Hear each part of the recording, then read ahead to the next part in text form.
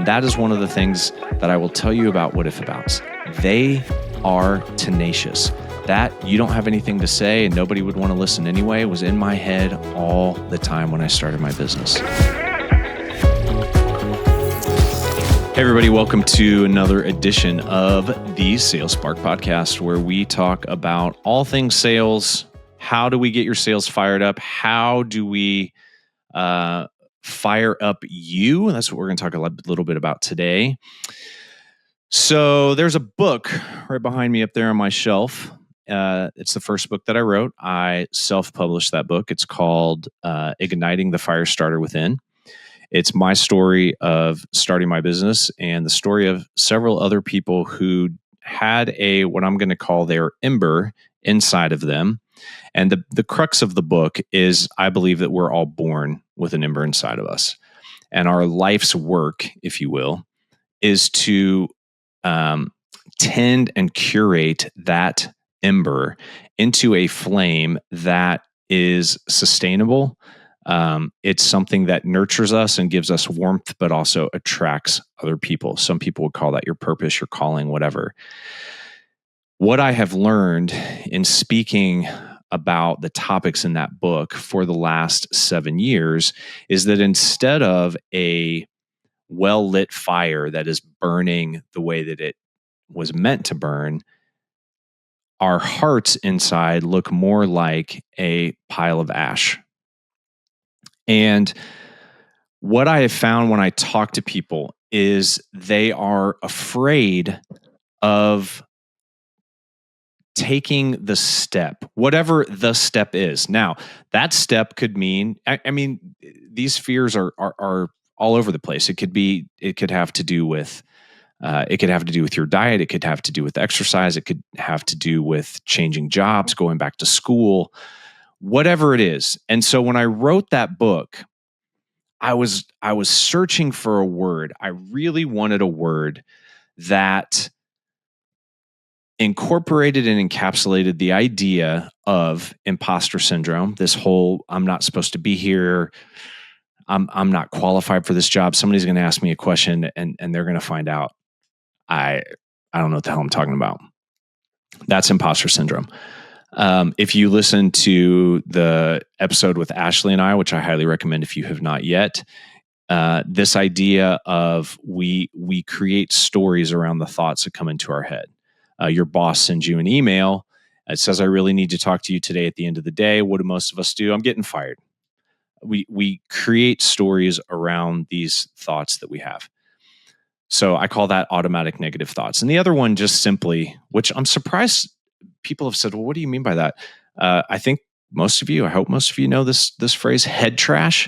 It's garbage that is up there in our head. I think about, I'm a Gen Xer, so I think about the trash compactor scene in Star Wars where they get sucked into the trash compactor and they're just in there and there's just all this trash. That's what I feel like head trash is in our brains. It's this pool of disgustingness that's up there. And it's not good for anybody. And so I was looking for a word that encapsulated all of these things and I couldn't find a word. And I've always been good at writing. I have actually a master's degree in teaching English. I was a university professor over in Poland, where my wife is originally from, for 5 years. I've been an adjunct professor online and around Indianapolis at just about every learning institution that exists around here, teaching writing and leadership and all kinds of things. But I couldn't find a word. And, automatic negative thoughts, some people use the acronym ANTS for that. That didn't do it. Head trash didn't do it. Imposter syndrome didn't do it. So I was like, well, you know what? I'm entitled and I have a master's degree, so I'll just make up a word. And that's exactly what I did. So in that book, right up there on the shelf, is a word. This is the word. And the word is WhatIfAbouts. And I spell it capital W, capital I, capital A, but it's all squished together. WhatIfAbouts. And here's the definition. The pesky doubts and fears that work hard to keep us stuck and afraid. Let me repeat that. WhatIfAbouts, the definition is the pesky doubts and fears, it's both, that work hard. They are tenacious to keep us stuck and afraid. Because think about this. Let's go through this process. Maybe you are miserable at work and you're like, you know what? People have always said that I could start my own business, that I'm really good at whatever X is. I'm fixing computers, landscaping, delivery services, logistics, whatever. People have always said that I'm good at that. So maybe I need to start my own business. So this is what it looks like. Our brains get fired up. We start thinking about, ooh, I could do this and I could do that. Ooh, and if I did that, I could do this. I could probably, I could teach this. I could create a program for that. I could hire myself out to do this. And we're going through all these things and we're excited and there's a lot of energy. There's a lot of heat. There's a lot of fire around this idea. And then for most of us will go 30 to 45 seconds, I found in asking folks. The average is about 30 to 45 seconds that we will go down that trail thinking about what it is that we could do, and we're excited about it. And then here's what happens. After about 45 seconds, the WhatIfAbouts, which I also call extinguishers, see what I did there? They extinguish your fire. They put the fire out. The extinguishers, the WhatIfAbouts, come in and they say things like this. What makes you so smart? Who do you think you are? You've already tried that and failed. And maybe you've done it more than once or twice. So if you failed more than once, you've already done that and failed twice. Twice. What is the matter with you? Why do you think this time is going to work? What makes this time different? You're too, and I'm going to fill in, these are ones I've actually heard. You're too fat. You're too skinny. You're too young. You're too old. You're too experienced. You're not experienced enough. You're too gay. You're too insert whatever ethnicity you are or skin color that you have. I've heard all of those. And what I see happen where this fire was, that where they were so excited, there is this extinguisher that comes in and really dampens this flame to something that is just going to die. And I've collected, as I've spoken around the country in the last couple of years, I started collecting these. A lot of times I will include this concept in my keynotes that I do. And I'll tell you mine in just a minute because I share that in my keynotes as well. But I have people write these down and then I collect them on index cards. I've got like right up here above me in this cabinet. I haven't opened it for a while because I'm like, oh gosh, it's so much there. Just going to give you a little peek behind the curtain. I have probably 1,200 index cards, Post-it notes, random pieces of paper that people have written these things down on, all shoved into this cabinet that I'm going to, I've started with some of them. I'm going to put them into a spreadsheet or a database, and that's going to be the subject of the next book. What these WhatIfAbouts are, how to overcome them. Because here's what I've realized in just collecting them. They're pretty similar across the board. It doesn't matter how old you are or how young you are, what gender you are, what nationality you are, what experience level you have. I can't tell you how many CEOs' offices I've sat in and they've said to me, I don't feel like I'm qualified for this job. What if somebody asked me the question that I don't know? I hear this in salespeople all the time. What if I don't hit my goal? What if nobody picks up the phone? What if nobody buys from me? What if I can't get this over the goal line? What if everybody else on my team is way better than me and knocks their quota out of the park and I don't? What if I get fired? And then, man, what if I get fired? What if I lose my job thing? That leads to a whole nother slippery slope of, will I lose my car? Will I lose my house? Or am I have to take my kids out of school? Are we going to have to move in with my parents? Are we going to be home? And it just goes on and on and on and on and on. And that's why when I do sales coaching, one of the things that is most important that we start with after we do an Enneagram assessment is we talk about what your WhatIfAbouts are. So in the role that you're in as a BDR, as an SDR, as an account executive, as a VP of sales, as somebody as a full commission salesperson who's out there, like, you've probably heard this phrase, if you don't kill it, you don't eat it. So what happens? What if I don't kill anything metaphorically? What if I can't find the sale? What if I can't do the thing? What if I don't remember all the specs? What if they ask me a question that I don't know the answer to? All of that stuff is possible. And what else is possible is that you can be ridiculously successful at all of those things that you're looking at, that you're afraid of. And here's what I would challenge you to do. And this is what I challenge my coaching clients to do. I think it is a worthwhile exercise to walk through your what if abouts. What are they? Write them down. Get them out of your head and put them on paper. Because when they run around in your head, they multiply, they morph, they join forces, they get on a playlist that's just on repeat. And so here's what you do. You get a piece of paper, you write them all down. Here are all the things that could go wrong, and set a timer. So let's say you set a timer for 5 minutes. Write until that timer goes off. Write all the things. Even if you think it's silly, write it down. Finish it, stop the timer, maybe take a break, go get something to drink, whatever. Fresh mindset, come back, set the timer for 5 minutes, and spend the same amount of time on what I call the other side of the equation. Spend time on the other side of the equation, same amount of time. What happens if none of those what if abouts come true and you are ridiculously successful? So instead of what if I lose my job, what if you're the best salesperson in the history of the company? What if you absolutely crush your goals and hit those multipliers and buy that summer house that you've always wanted, or pay off your parents' mortgage, or put away enough money for college for all of your kids? Whatever it is that you have to do, we don't give ourselves the freedom to believe that we're going to be successful. So by coming into the sales process with that mindset, we've already given ground in our brains to failure.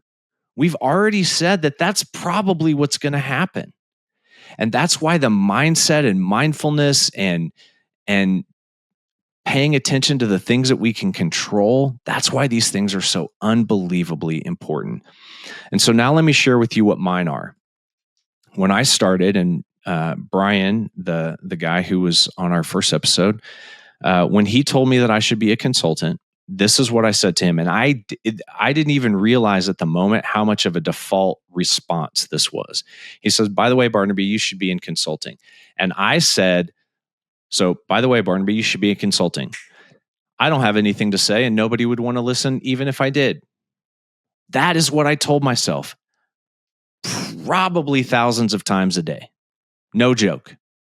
No joke. It is said that we have anywhere from 12 to 66,000 thoughts a day. I have ADHD. I think I probably have about 80,000. Anybody with me? They say that 80% of those thoughts on average, not everybody, but 80% of that, whatever number you have, let's say 20,000 thoughts, right? 80% of those 20,000 thoughts are negative. That's 16,000. 80% of your thoughts are negative, and 95% of those thoughts are repetitive and not new thoughts. And that is one of the things that I will tell you about WhatIfAbouts. They are tenacious. That you don't have anything to say and nobody would want to listen anyway was in my head all the time when I started my business. And the way that I think about it, it's like, well, you don't have anything to say. And even if you found something to say, who knows how hard that would be and what would have to align for you to find something to say that somebody would want, that is important. Even if you found it, nobody would want to listen. And so it was like a 1-2 punch for me. It's like, what if I found this thing? Well, nobody cares. And what I've learned in selling thousands of those copies of books at conferences around the world, being hired to go speak at conferences, having you listen to this podcast right now, that's simply bullshit. It's not true. There are people that want to hear what I have to say. There are people that hire me to fly across the country to speak to hundreds and thousands of people from a stage. Those what-if-abouts are liars. They're dirty little liars, and they are tenacious. They're tenacious. They are there all the time because we have probably been telling ourselves this for years. And in fact, here's a little thing that I'd like for you to do. If you know one of your what-if-abouts that is constantly in your head, where did it come from? So often we hear it in the voice of a coach, of an ex, of a parent, a grandparent, an aunt, an uncle, a well-meaning teacher. I had a teacher who told me when I was 16 years old in my geometry class. I'll probably talk about this a lot because I'm still pissed about it. I don't believe it anymore, but it followed me forever. He told me at 16 that I was unteachable in geometry because I couldn't see what he was talking about in this diagram that was in my geometry book. And he's standing over me. I don't know if you'll be able to hear this on the microphone, but he was like, it's right there. He's like poking at the book. It's right there. Don't you see it? And I said, I don't see it. And by then my brain is short circuiting because I'm feeling unbelievably stressed. And he throws his hands up. I'm in a class of about 25 people. He throws his hands up and everybody could hear him. And he goes, well, I guess you're just unteachable. So do you know my what-if-about became for years that I was a math idiot. I actually said those words. I actually said those things to myself in my head probably thousands of times. Whenever math would come my way, I would say, I'm a math idiot. I'm no good at math. Somebody else has to do it. Well, guess what I realized when I had kids? Wasn't a math idiot. I just had a bad teacher. And by the way, little side note, when I was 23 and I was away from home, I had insurance that had a really good vision plan, and I went and got my vision checked. And the optometrist said, hey, by the way, you have blah, blah, blah, whatever the thing is that my eyes do. And I said, I don't know what that is. And he said, you have no depth perception.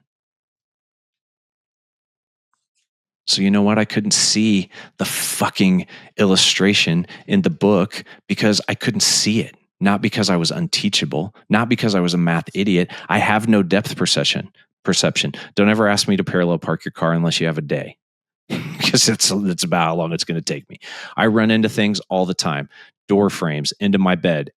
Probably 3 times a week, I run into my bed. My wife's like, the bed hasn't moved in 16 years, and I'm still banging into the damn thing. So what are your what-if-abouts that it comes to when you want to do the thing that you get really excited about? I know that you have one of those. You have an ember inside of you. I know you do. We all do. But maybe the what-if-abouts have extinguished it to the point that you can't even see it or feel it or hear it. They're assholes, those what-if-abouts. Their goal is to keep us stuck and afraid, because as long as we're stuck and afraid, we'll be stuck and afraid. But what I've realized is that they're like bullies. When you punch a bully in the throat or kick him in the nuts, they leave you alone because they're not used to being stood up to. So here's literally what I did. I'm going to share one more example. I got hired about 1.5 years ago to speak to a group of oncologists at Riley Children's Hospital here in Indianapolis, very well-known children's hospital. There were 10 people that were going to be around the table. These people were head of the oncology research area for Riley. So some of these people had MDs in medicine and PhDs in medicine. Hello. And so before I had the session with them, which was on leadership, because they were having some problems with the team. I said, hey, I was asking the head of their department, just out of curiosity, how much schooling do each of the people on your team have? And he said, it varies. But he said, on average, 20 to 25 years per person. I almost flunked out of IU undergrad, not once, but twice. I was on academic probation. Okay. So here's a guy who almost flunked out of IU twice, barely made it through undergrad. I did go to grad school and did very well. But I'm going to go talk to these people. And here's what my WhatIfAbouts were saying. It's about a 15-minute drive from my house down to Riley. WhatIfAbouts were like, who do you think you are? What are you going to say to these people? You're not a doctor. You don't have a PhD. You don't work in medicine. You don't know, like, you're going to go talk to those people? Who do you think you are? And here's what I do. And when I do this, I do it in a place where I'm by myself. You may choose to do it right out loud wherever you are. I choose to do it by myself, but I'm in my car and I'm driving. And I say this out loud. I say, who am I? I'm the guy that got hired by the head of their department to go talk to them. I'm the guy that got paid more money for an hour than I used to make in a week to go talk to these people. And so when I got there, I told them this story. And I said, I don't know how to make you better researchers and better cancer doctors. I don't know what you do every day. And if you started talking about it, I probably couldn't join the conversation. And I know how to make you a better leader if you're willing to listen. And when I got done, the reviews were great. And they said they learned a lot. We have to stand up to our WhatIfAbouts. We have to turn off the extinguisher. Or maybe you let it, when the extinguishers, if you've ever used a fire extinguisher, like it just it empties itself. So empty it, let it empty when you write it all down.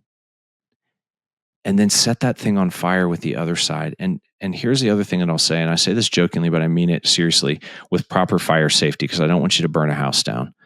And especially this time of year, we're in the summertime, go outside at a fire pit, in a grill or something, and light that list on fire. I'm telling you, the catharsis that comes from seeing those things go up in flames is something like you've never experienced. And I have people who say all the time, like, oh, that sounds like a great idea. And then they'll call me 6 months later and say, I finally did it. Holy crap, that was powerful. It is. It's powerful. It's a new beginning. You are both simultaneously igniting hope and torching fear when you do that with your WhatIfAbouts. Are they tenacious? 100%. Are they overcomable? 100%. But it's up to you. Do you keep giving ground in your head to those things? Do you keep putting a story around the thoughts that don't deserve a story? And do you get stuck there? Or do you strike the match and torch that stuff? Strike the match. Fire always wins. Thanks for joining again. Come and join us next time. Peace.